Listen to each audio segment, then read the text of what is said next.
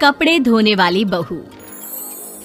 शादी के पहले से ही विभा को कपड़े धोने का बड़ा शौक था। कभी नल के नीचे तो कभी तालाब के पास। अरे मेरी नीली वाली लुंगी नहीं दिख रही है। विभा की अम्मा, कहाँ रखी है लुंगी? अरे वो तो विभा ने परसों ही धोकर रखी थी आपकी अलमारी में। देखो वहीं होगी। वो ना मैंने आज धो दी, मुझे लगा कि गंदी हो गई होगी। अरे कैसे गंदी हो गई थी? उसे तो मैंने पहना भी नहीं। हे भगवान, इस लड़की के कपड़े धोने की आदत से परेशान हो गया हूँ मैं। जितना तो घर में राशन नहीं आता, उससे कहीं ज्यादा डिटर्जेंट पाउडर का खर्चा है। इसकी शादी करवा दो, शादी। जाए अपने घर में ही करे काम, फिर चाहे घर के कपड़े धोने हो या पूरे गांव के। हाँ ठीक बोल रही हूँ, देखता हूँ मैं कोई लड़का। वो दिन भी आ जाता है जब विभा को देखने लड़के वाले आ जाते हैं। लड़की मुझे अच्छी लगी। होने वाली सास कहती है, बेटी अगर कुछ पूछना है तो पूछ लो।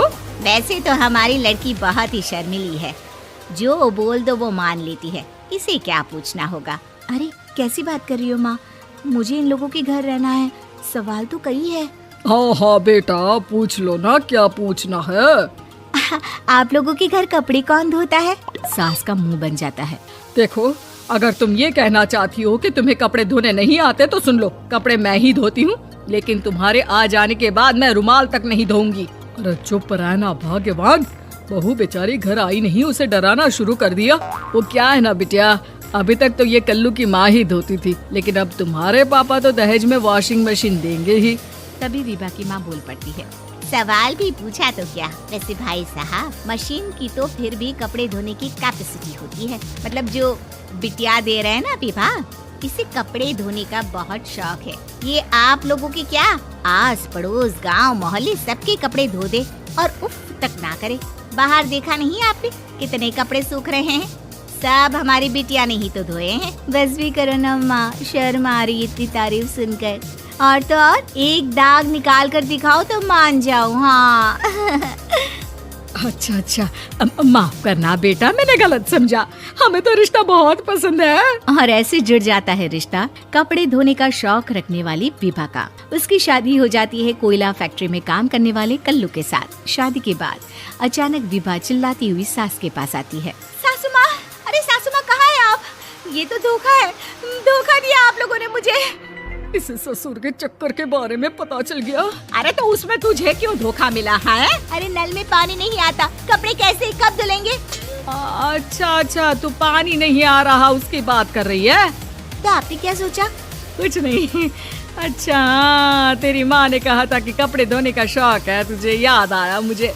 शौक बोलकर कपड़े धोने वाले मेरे जुनून को कम ना आके सासू माँ, कपड़ा धोना मेरा गुरूर है। तभी पति भी वहाँ आ जाता है। अभी मैंने इसे सनी देओल की फिल्म दिखाई है, उसी के डायलॉग मार रही है माँ। अच्छा सुन, साफ साफ बता रही हूँ, पानी सुबह 4 से 6 और शाम को 10 से 12 आता है, समझी? विभा टाइमिंग सुनकर हैरान हो जाती है। ये क्या भूतों का मोहल्ला है?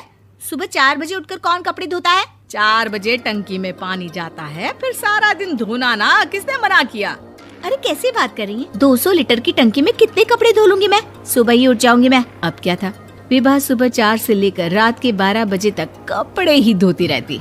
एक रोज सास पड़ोस से निकलकर कहीं जा रही होती है कि साथ वाली कहती है, हाँ कल्लू की माँ, जरा ये बताओ कि 2 साड़ी है, 2 ब्लाउज और एक पेटीकोट और एक नाड़े वाला लंबा कच्छा। हाँ तो?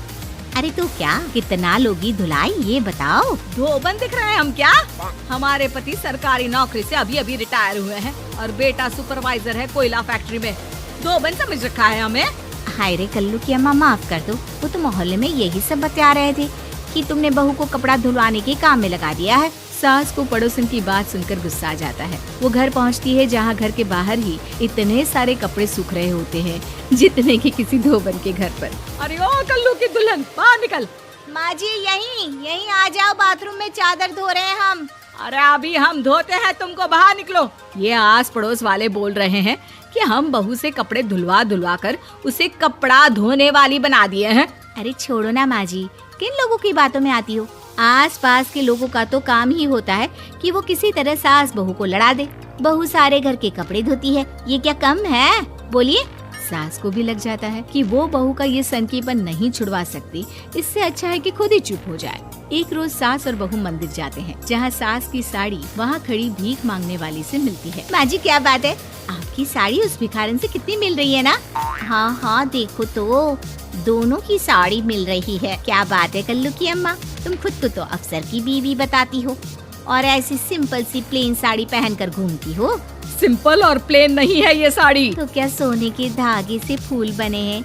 कुछ भी सासू माँ, कुछ भी। हाँ बने थे इस साड़ी में सोने के धागे से फूल। मेरे पति लेकर आए थे मद्रास से स्पेशली मेरे लिए 10,000 की। ताहे भाई साहब इस भिखारन के लिए भी सेम टू सेम साड़ी लेकर आए होंगे 10,000 की। सास उस वक्त कुछ नहीं कहती, लेकिन बहू के साथ घर आती है और अलमारी से एल्बम निकाल कर लाती है। ये साड़ी देख रही है, ये वही साड़ी है जिसे मैंने अभी पहना था। इस साड़ी में ये जो चमकदार फूल दिख रहे हैं ना, ये सोने के धागों से काटे गए हैं। लेकिन तू लोकल वॉशिंग मशीन ब्रश से घिस घिस कर सारे फूलों को निकाल कर साड़ी प्लेन कर दी। मुझे माफ कर दीजिए सासू माँ। और तो और, जब मैंने तुझे तेरी गलती के लिए कुछ नहीं कहा, लेकिन तूने तो सबके सामने मेरा मजाक ही बना दिया। क्यों? बहू को समझ में आ जाता है कि अब से उसका कपड़े धोना बंद।